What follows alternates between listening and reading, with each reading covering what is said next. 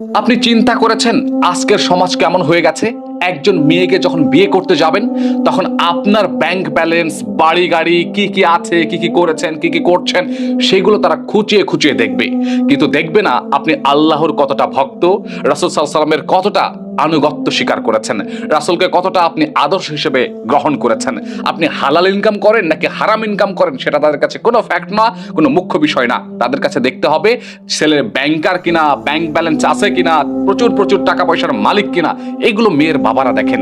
আমার আফসোস হয়, এগুলো কি সুখ? এগুলো কি সুখ দিতে পারে আপনার মেয়েকে?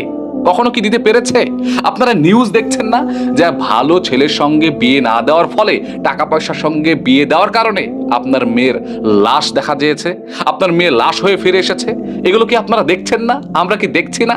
দেখার পরও একদল মানুষ, এক শ্রেণীর মানুষ, ওই যে সমাজের কথা অনুযায়ী ধনী পরিবার হোক বা হারাম ইনকাম করা লোকজন হোক, ছেলে সিগারেট খোর হোক, নেশাখোর হোক বা উল্টাপাল্টা কাজ করুক না কেন, তাতে কিচ্ছু যায় আসে না।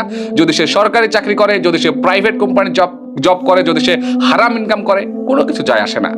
এরকম একটা অবস্থা সৃষ্টি হয়ে গেছে। এর দায়ভার কিন্তু আমাকেও, আপনাকেও, আমাদেরকেই নিতে হবে। কারণ আমরা নিজেরাও জেনেও এগুলো পরিবর্তনের জন্য ঝুঁকছি না, এগুলো উদ্যোগ নিচ্ছি না। সত্যি কি চিন্তা করেন আপনারা এগুলো নিয়ে? সত্যি কি ভাবেন?